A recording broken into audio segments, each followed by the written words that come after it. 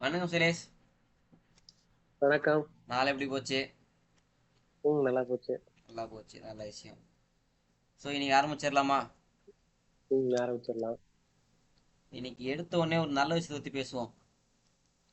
ஓஹோ. Indian economy வந்து 1991 தான் ஓப்பன் மார்க்கெட்டாக மாறினாங்க. 1990s வரையும் பார்த்தா அப்படின்னா எந்த நாட்டுக்கூடயும் ட்ரேட் வச்சுக்க மாட்டாங்க. நம்மக்கிட்ட என்ன இருக்கோ அதை வச்சு மட்டும் ஓட்டிக்கிட்டு இருந்தாங்க. Nineteen okay. நைன்டி ஒன்ல ஓப்பன் மார்க்கெட்.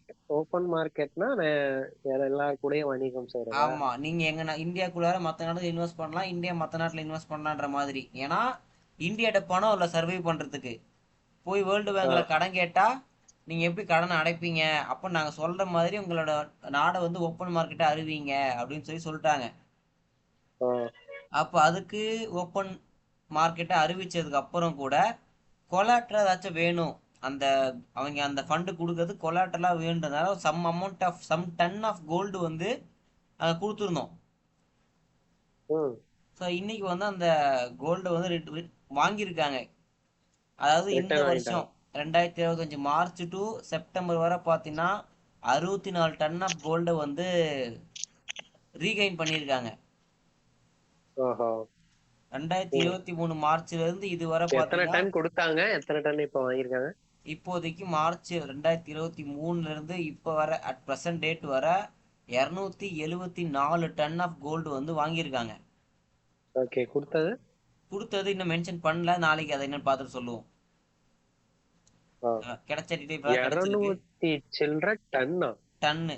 இப்ப என்னன்னா ஆவரேஜா நம்ம நாட்டுக்கு ஒரு ஒரு வருஷத்துக்கு பார்த்தீங்கன்னா 8400 டன்னு வாங்குறோம் கோல்டு.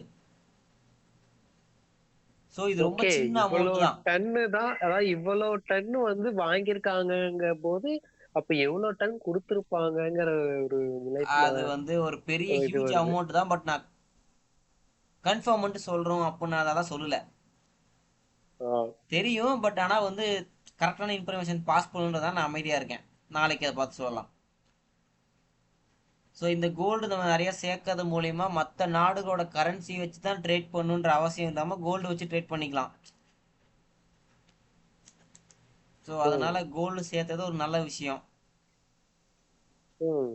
இது ஒரு டே ஃபர்ஸ்ட் நியூஸ். அடுத்து என்ன அப்படின்னா இது கொஞ்சம் தமாசு தான். யூகேல ம். இந்த பிணவறைகள்லாம் இருக்குல்ல, சிமெண்டரிஸ், ம். சுடுகாடுகள், அங்க வந்து இறந்தவங்களுக்கு ஃப்ளவர்லாம் வச்சிருப்பாங்க. ஓகே. அப்புறம் அவங்களுக்கு பிடிச்ச பொருட்கள்லாம் வச்சிருப்பாங்க இல்லையா, வச்சுட்டு வழிபட்டுட்டு வருவாங்க.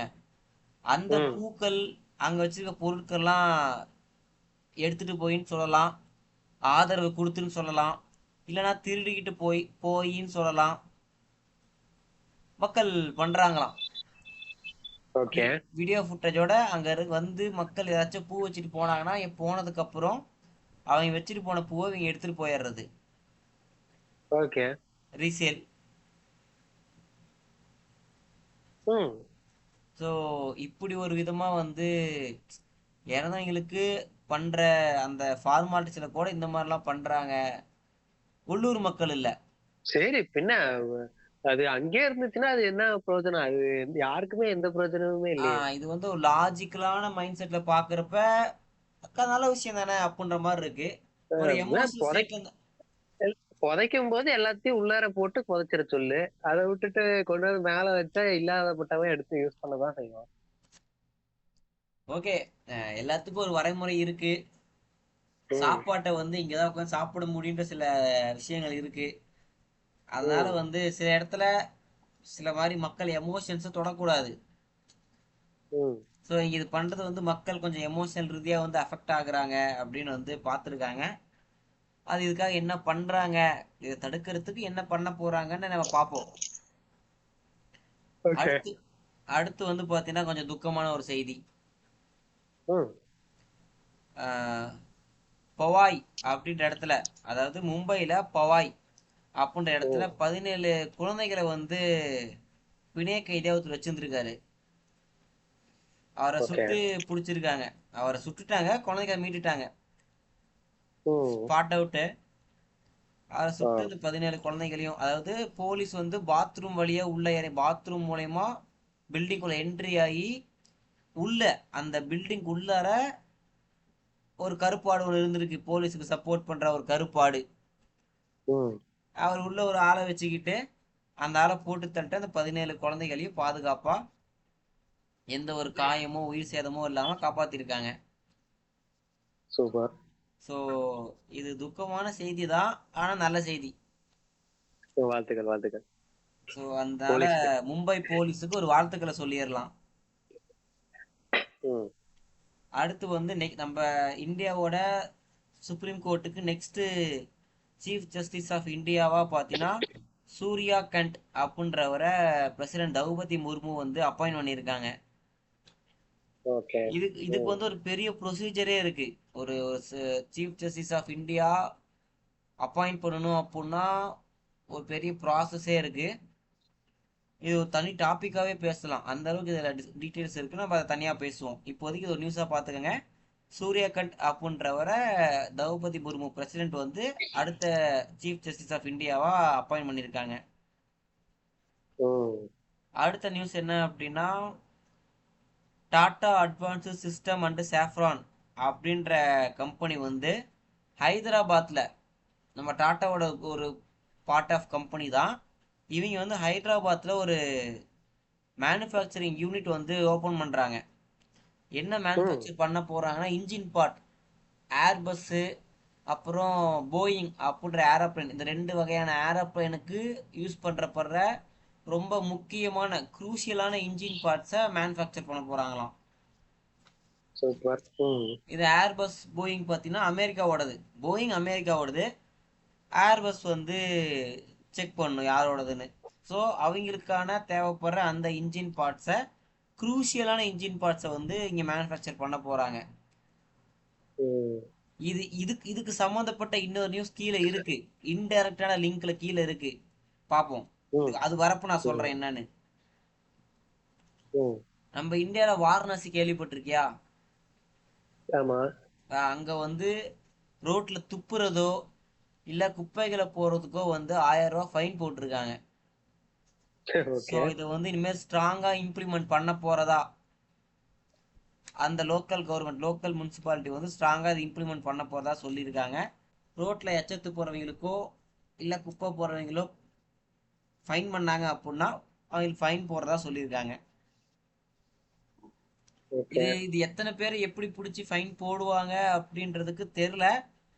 பட் ஆனால் வந்து இது எப்படி இம்ப்ளிமெண்ட் பண்ணுறாங்க அப்படின்றத நம்ம வெயிட் பண்ணி தான் பார்க்கணும். நல்ல ஸ்கீம் தான், பார்ப்போம் எப்படி இம்ப்ளிமெண்ட் பண்ணுறாங்கன்னு. அடுத்து வந்து பொதுவாக அமெரிக்கா தான் இந்தியா மேலே டேரிஃப் போட்டுருச்சு அப்படின்னு நிறையா நியூஸ் பார்ப்போம். இன்னைக்கு கொஞ்சம் மாறா வந்து கனடா மேலே இந்தியா வந்து டேரிஃப் போட்டிருக்கு. எது மேலே அப்படின்னா பட்டாணி மேலே வந்து டேரிஃப் போட்டிருக்கு, 30% டேரிஃப் போட்டிருக்கு. இதை விட என்ன கொடுமைன்னா சைனா வந்து அதே கனடா பட்டாணி மேலே வந்து 100% டேரிஃப் போட்டிருக்காங்க. ஸோ ஆக மொத்தம் நம்மளும் சைனாவும் தான் அவங்களுக்கு கனடாக்கு ஒரு மிகப்பெரிய பட்டாணி இறக்குமதியாளர்கள். அதனால 2 பேர்கிட்டயும் டேரிஃப் வாங்கினது கிட்டத்தட்ட எல்லார்ட்டையும் மெஜாரிட்டியான பையர்ஸ் கிட்ட டேரிஃப் வாங்கின மாதிரி தான். அதனால கனடாக்கும் இந்தியாவுக்கும் ரொம்ப காலமா அந்த மார்க் கென்னரி அப்படின்னு சொல்லி ஒரு பிரசிடென்ட் இருந்தாரு அவங்களுக்கு கனடால. அவர் இருந்த காலகட்டத்திலிருந்து கொஞ்சம் பிரச்சனையா தான் போய்கிட்டு இருக்கு. அதுல இது ஒரு முக்கியமான ஒரு பிரச்சனை. அடுத்து நம்ம ஸ்பேஸ்ல ஒரு அடுத்த மைல்ஸ்டோன் வந்து ரீச் பண்ண போறோம். பட்டாணி விலைலாம் ஏறிடுமா அப்ப? ஆமா, அதாவது அவங்க ஊர்ல, அது நம்ம ஊர்லயும் பட்டாணி மேனுஃபேக்சர் பண்றாங்க, உற்பத்தி பண்றாங்க. அதே மாதிரி அவங்க ஊர்லயும் உற்பத்தி பண்ணுவாங்க. நம்ம ஊர் பட்டாணியை விட அவங்க ஊர் பட்டாணி குவாலிட்டி அதிகமா இருக்குது அப்படின்ற பட்சத்துல விலையும் அதிகமா இருக்கும். அப்ப நம்ம ஊர் பட்டாணி மக்கள் வாங்கணும்ல, அப்ப அவன் பட்டாணி விலை ஏத்திட்டாங்க டேரிஃப் போட்டு.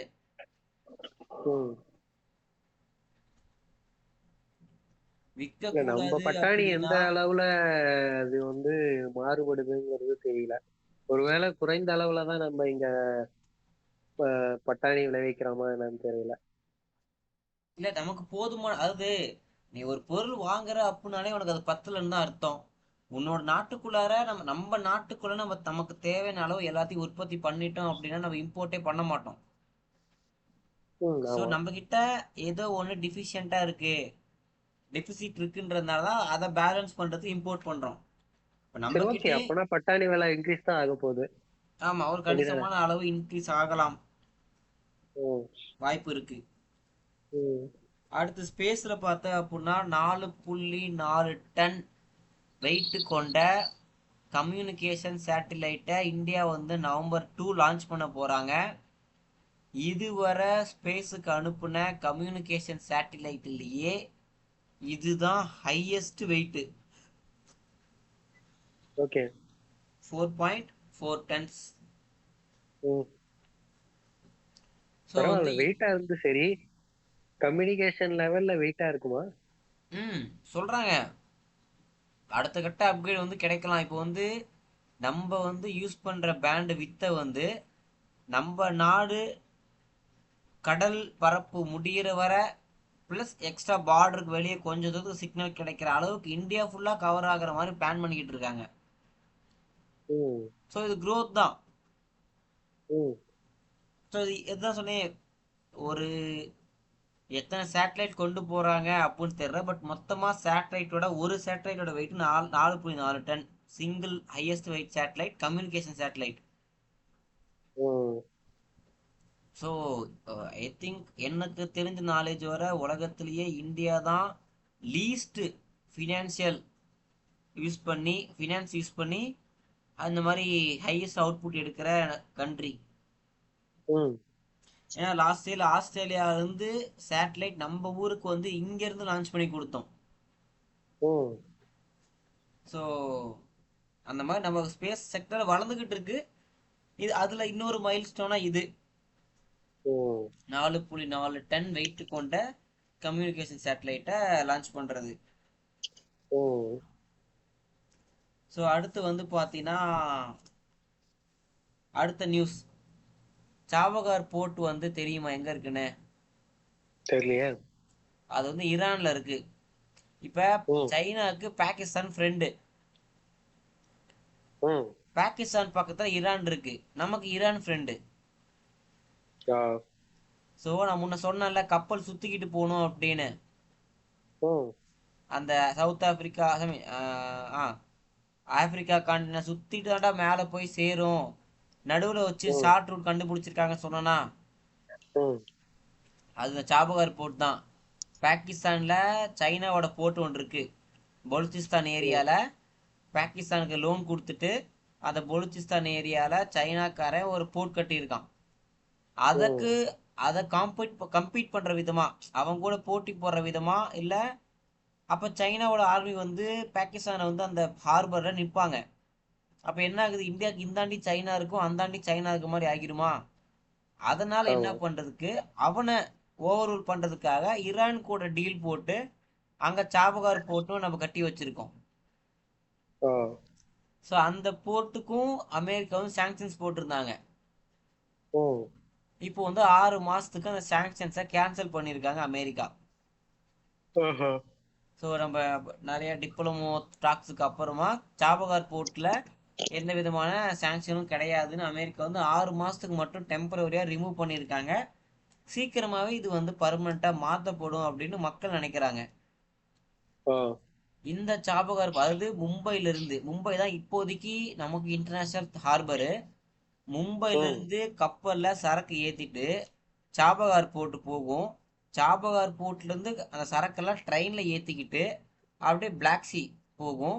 பிளாக் சி இருந்து அப்படி திருப்பி எங்கெங்கே போய் சேரணுமோ அந்தந்த லேண்ட் ஏரியாவுக்கு போய் ரீச் ஆயிரும். ஷார்ட்கட்டான ம். ஏரியா, ம். ஐஎம்இசின்னு சொல்லுவாங்கன்னு நினைக்கிறேன். ம். இன் இரான் மெடிட்டேரியன் எக்கனாமிக் காரிடோர் அப்படின்னு நினைக்கிறேன். பட் கைண்ட் அந்த மாதிரி தான் வரும். அது ஒரு ம். மிகப்பெரிய ட்ரேடுக்கு ஒரு மிகப்பெரிய அட்வான்டேஜ் கொடுக்கக்கூடிய விஷயமா பார்க்கப்படுது அந்த அந்த ஷார்ட்டஸ்ட் ரூட்டு. ம். அடுத்து பார்த்தீங்கன்னா இது வந்து ஒரு ஃபியூச்சர் பிளான், இது வந்து ப்ரெசென்ட்ல வந்து கிடையாது, பட் ஃபியூச்சர்ல என்ன பண்ண போறோம் அப்படின்றதுக்கான ஒரு ஐடியா. இது என்ன அப்படின்னா 2047க்குள்ளார இந்தியா வந்து ஒரு டெவலப்டு நேஷனா அடைஞ்சிருக்கணும் அப்படின்றது பிஜேபி கவர்மெண்ட்டோட லீடரான மோடியோட ட்ரீம். So okay. அதுக்கு வந்து விக்சித் பாரத் 2047 அப்படின்னு ஒரு ஸ்கீம் ஒன்று லான்ச் பண்ணியிருக்காங்க. அந்த ம். ஸ்கீம் பிரகாரம் பார்த்தீங்கன்னா இந்தியாவில் மொத்தமாக 34 மெகா ஏர்போர்ட், இன்டர்நேஷ்னல் ஏர்போர்ட்ஸ் கட்ட போகிறதாவும், அதில் இப்போதைக்கு ப்ரெசண்ட்டில் 164 ஆப்ரேஷன், அதாவது சின்ன சின்ன மினியேச்சர் ஏர்போர்ட்ல இருந்து இந்த ம். நேஷனல் இன்டர்நேஷ்னல் நம்ம நாட்டுக்குள்ளேயே டிராவல் பண்ற ஏர்போர்ட்ல, அந்த மாதிரி ஏர்போர்ட்ல இருந்து இன்டர்நேஷனல் ஏர்போர்ட் வர எல்லாமே கணக்கு பண்ணா மொத்தமா பாத்தீங்கன்னா 164 ஏர்போர்ட் இருக்கு பிரசன்ட் படி. ம். 2014 எத்தனை ஏர்போர்ட் இருந்துச்சு அப்படின்னா 74 ஏர்போர்ட் இருந்திருக்கு. அந்த ம். நேஷனலுக்குள்ள டிராவல் பண்ற ஏர்போர்ட்ல இருந்து இன்டர்நேஷனல் ஏர்போர்ட் வர எல்லாம் சேர்த்து மொத்தம் 74 இருந்திருக்கு. அட் ம். ப்ரெசென்ட்ல பார்த்தீங்கன்னா 164 ஏர்போர்ட் வந்து பில்ட் பண்ணியிருக்காங்க இதுவரை, ம். ஆப்ரேஷனலாக இருக்கிறது, ரன்னிங்கில் ம். இருக்கிறது மட்டும். ஸோ இது ம். இல்லாமல் 34 மெகா ஏர்போர்ட்ஸ் வரும் அப்படின்னு ஓகே. வந்து. இப்ப ஏர்போர்ட்ஸ் அதிகம் பண்றது மூலயமா எப்படி வந்து என்ன என்ன நல்லது? எப்படி சொல்றீங்க, அங்கங்க அங்கங்க இருக்க விஷயங்களை அப்படி அப்படியே வந்து எக்ஸ்போர்ட் பண்ணிடலாமா? மூமெண்ட் நிறைய ஃபாஸ்ட்டாக டிரான்ஸ்போர்ட். இருந்துச்சுன்னா எல்லாமே ஃபாஸ்ட்டாக இருக்கும். ம். இப்போ இங்கேருந்து இப்போ சேலத்தில் ஒரு ஏர்போர்ட் இருக்கு, இங்கேருந்து சென்னை போய் சென்னையிலேருந்து வந்து நீ இதில் போகிற, மற்ற எந்த ஊருக்கு வேணால் போய்க்கிற. சப்போஸ் சென்னையில் ம். ஏர்போர்ட் இல்லைப்பா, நீ சென்னையிலேருந்து ஒரு லோக்கல் ஃப்ளைட் எடுத்து டெல்லி போகணும், அங்கே இருந்தால் இன்டர்நேஷ்னல் ஃப்ளைட்டுனா நீ வந்து சேலத்துலேருந்து டெல்லி போகிற டைமுக்குள்ளார பாதி தூரம் நீ சென்னை இதுக்கே போயிருக்கலாம், யூஎஸ்ஏவே போயிருக்கலாம். ம். கரெக்டா? இப்போ உனக்கு ஓகே. சேலத்துலேயே அந்த இன்டர்நேஷ்னல் ஏர்போர்ட் கிடச்சிருச்சுன்னு வச்சுக்கோவேன், நீ இங்கேருந்து ம். சென்னை போய் சென்னையிலேருந்து டெல்லி போய் டெல்லியிலேருந்து அமெரிக்கா போகிறது டேரெக்டாக சேலத்துலேருந்து அமெரிக்கா போயிடலாம். ஆமா. அப்போ இங்கேருந்து போய் அவன் என்ன பண்ண போகிறானோ அது சீக்கிரமாக நடந்துடும். ஆமா. திருப்பி அங்கேருந்து டெல்லி வந்து டெல்லியிலேருந்து சென்னை வந்து சென்னையிலேருந்து சேலத்துக்கு வர தேவையில்ல, டேரெக்டாக சேலம் வந்துடலாம். ஆமா. ம். அப்போ இங்கே வந்து அந்த ஃபேர் குறையுது, அவங்க கட்ட டிக்கெட் விலை குறையுது, நம்பர் ஆஃப் ஆமா. ஃப்ளைட்ஸ் தேவைப்படுறது குறையுது. ஆமா. ஆமா. ஸோ டேரக்ட் ஃப்ளைட் கிடைச்ச பட்சத்தில் வந்து பார்த்தேன் அப்படின்னா இந்த லோக்கல் ஃப்ளைட்ஸுக்கான வேலை வந்து இல்லாமல் போயிடுது. ஆமா. So 34 international airport mega airport அப்படின்ற பட்சத்தில் முக்கியமான எல்லா ஸ்டேட்லேயுமே வந்துடும். இந்த ரொம்ப டிஸ்ட்ரிக்ட் ஆமா. ஓரமாக இருக்க ஸ்டேட்லாம் வராது, பட் மெஜாரிட்டியான முக்கியமான ஸ்டேட்ஸில் வந்துடும். அதை ஆமா. மென்ஷன் பண்ணி தான் மெகா ஏர்போர்ட் அப்படின்னு மென்ஷன் பண்ணியிருக்காங்க 34 அப்படின்னு. ம். நல்லது. ரெண்டாவது பார்த்தீங்கன்னா அகமதாபாத்தில் வந்து 17 பங்களாதேஷிஸை ஃபைன் பண்ணியிருக்காங்க. ஓகே. பங்களாதேஷை சேர்ந்த 17 பேர் வந்து இங்கே இந்தியாவில் இந்தியன்ஸ் அப்படின்ற மாதிரி சுற்றி இருந்திருக்காங்க. அவங்கள ஃபைன் பண்ணி பங்களாதேஷுக்கு டிபோர்ட் பண்ணியிருக்காங்க. ம். இந்த நம்ம சார் பற்றி பார்த்தோம்ல, எஸ்ஐஆர், ஆமா. ஸ்பெஷல் இன்டென்சிவ் ரிவ்யூ அப்படின்ற, ஸ்பெஷல் இன்டென்சிவ் ரிவ்யூ தான். அதில் வந்து பார்த்தீங்கன்னா ஓட்டர் ஐடியும் ஓட்டர் ஐடி இல்லை, ஆதார் கார்டும் பேன் கார்டும் ப்ரூஃபாக எடுத்து, ஆமாம், ஆதார் கார்டை ப்ரூஃபாக எடுத்துக்க மாட்டாங்களாம். நீ இந்திய குடிமகன் அப்படின்றதுக்கு ஆதார் கார்டு ப்ரூஃப் கிடையாது. அது ஓகே. ஒரு வெரிஃபிகேஷனுக்கு மட்டும்தான். ஒரு ஒரு ஒரு பேசிக்கான இன்ஃபர்மேஷனை உன்னை பற்றி தெரிஞ்சுக்கிறதுக்கு மட்டும்தான் ஆதாரே தவிர அதை ப்ரூஃபாக கன்சிடர் பண்ண மாட்டோம், சிட்டிசன்ஷிப்புக்கு ப்ரூஃபாக கன்சிடர் பண்ண மாட்டோம் அப்படின்னு சொல்லியிருக்காங்க எலெக்ஷன் கமிஷன். ம். ரெண்டாவது நான் முன்ன சொன்னேன்ல ஒரு நியூஸ் ஒன்று இருக்கு, இது வந்து முன்ன அந்த போயிங் விமானத்துக்கு தேவைப்படுற இன்ஜின் பார்ட்ஸை இந்தியாவிலே மேனுஃபேக்சர் பண்ணுறதுக்கு என்ன காரணம் அப்படின்னு சொல்லி நான் பின்னாடி சொல்கிறேன்னு சொன்னேன் இல்லையா. ம். அது என்ன அப்படின்னா அமெரிக்கா வந்து சைனா மேலே டேரிஃப் போட்டானா, 125% டேரிஃப் போட்டான். சைனா ப்ராடக்ட்ஸுக்கு ம். அமெரிக்காவில் விற்கணும் அப்படின்னா அதோட விலையை விட 125% ஹைக் ஆகி தான் விற்கணும். ம், ரூபா பொருளை 225 ரூபான்னு விற்கணும் ம், டேரிஃப் காரணமா. அதனால சைனா ம், கடுப்பாகி யாருக்கும் நாங்கள் வெப்பன்ஸ் கிரியேட் பண்ணுறதுக்கு ரேர் எர்த்து மினரல்ஸை விற்கிறது இல்லைன்னு சொல்லி சைனா சொல்லிட்டாங்க. ம், ரேர் எர்த்து மினரல் சைனால அதிகமாக இருக்குது, சைனா தான் அதிகமாக சப்ளை பண்ணிக்கிட்டு இருக்காங்க உலகத்துக்கு. ம், அதை வாங்கி அமெரிக்கா தான் அதிகமாக ஜெட்டு, முக்கியமாக F-35 ஜெட்டு, அதில் அந்த ரேர் எர்த்து எலமெண்ட்ஸ் எல்லாம் வச்சு தான் மேனுஃபேக்சர் பண்ணுறாங்க அமெரிக்காவில். ம், அமெரிக்காவுக்கு F-35 ஜெட்டு தான் பெருமை. ம், அது செய்யறதுக்கு ரேர் எர்த் மினரல்ஸ் வேணும். ம். நான் ஆர்மி பர்பஸுக்கோ இல்லை ஆர்மி வெப்பன்ஸோ மேனுஃபேக்சர் பண்ண ரேர் எர்த் எலமெண்ட்ஸை விற்கலன்னு சொல்லி சைனா சொல்லிட்டான். ம். ஏன்னா புரியுது உனக்கு இதுல? சோ இந்தியால இருந்து சுரண்ட போறான். இல்ல இந்த இடம் இல்லையே, இருந்தா தானே கொடுக்கறதுக்கு. ம். இல்லையா? டம்மி சைனாக்காரன் பவாவா? அமெரிக்காவுக்கு நான் உனக்கு விற்க மாட்டேன்டான்னு சொல்லாம யாருக்குமே இப்படி விற்க மாட்டேன் அப்படின்னு சொல்லிட்டு இந்தியாவுக்கு மட்டும் எக்ஸம்ஷன் அப்படின்னு சொல்லி நமக்கு மட்டும் கொடுத்துக்கிட்டு இருக்கான். ம்ஹும். ஸோ இந்த விதத்துல ரேர் எர்த் மேக்னெட்ஸ் அப்படின்னு சொல்ற மினரலை வந்து இம்போர்ட் பண்ணிக்கிறதுக்கு இந்தியாவில் இருக்க சில கம்பெனிஸ்க்கு சைனா கவர்மெண்ட் வந்து பார்த்தீங்கன்னா பெர்மிஷன் கொடுத்துருக்கு, லைசன்ஸ் கொடுத்துருக்காங்க. ஓகே. ம். ஸோ இப்போ எப்படி க்ரூட் ஆயில் ரஷ்யாவிலேருந்து வாங்கி ரிஃபைன் பண்ணி பெட்ரோலாக மற்ற நாடுகளுக்கு சேல் பண்ணுற மாதிரி ரேர் எர்த் மினரல் மேக்னெட்ஸ் எல்லாம் வாங்கி அதை வந்து இந்த மாதிரி போயிங் ஏர்பஸ் விமானத்துக்கு யூஸ் பண்ணக்கூடிய இன்ஜின் பார்ட்ஸாக மேனுஃபேக்சர் பண்ணி சேல் பண்ண போகிறோம். ம். கைண்டா வந்து மிடில் மேன் மாதிரி வச்சுக்கோவேன். ம். லாபம் பார்த்து விக்கலாம் போல. ம். ம். ஸோ கொஞ்சம் பின்னாடி போய் யோசிச்சு பார்த்தோம் அப்படின்னா இந்தியா வந்து டக்கு டக்கு டக்குன்னு 10வது எக்கானமியா இருந்து இப்போ 4வது எக்கானமியா வந்ததுக்கு என்ன காரணம் அப்படின்னு யோசிச்சு பார்க்குறப்ப இதெல்லாம் வந்து அது ஒரு ஒரு ஒரு ஒரு முக்கியமான ஃபேக்டர்ஸாக அமையும். ம். ஸோ சோஃபார் இன்னைக்கு இந்த செய்திகள் தான் வந்து இன்னைக்கான அப்டேட். இதில் உங்களுக்கு ம்ஹும். பிடிச்ச செய்தி எது? எனக்கா? ம். ம். ஒரு டைம் கால் பண்ணலாம். ம். ம்.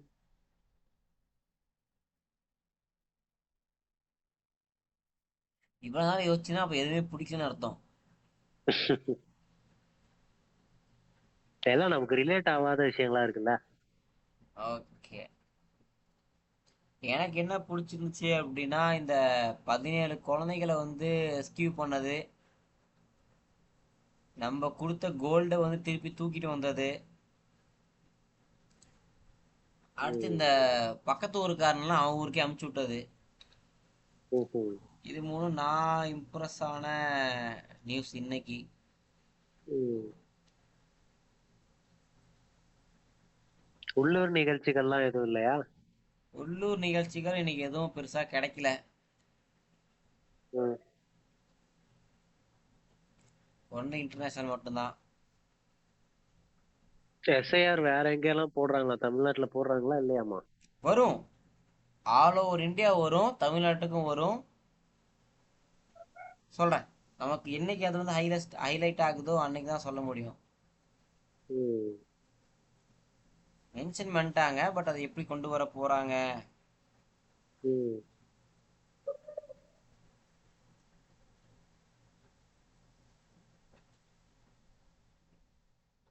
அப்படிங்கிறது பார்ப்போம்.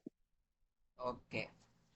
ஸோ இன்னைய நிகழ்ச்சியை இதோட முடிச்சுக்கலாம். மீண்டும் நாளைக்கு இதே மாதிரி நாளைக்கான அப்டேட்ஸ் ம். என்ன, இன்டர்நேஷ்னல் டு இங்கிலாண்டில் நாளைக்கு என்னென்ன இன்ஃபர்மேஷன்ஸ்னு பார்க்கலாம். நன்றி. ம்.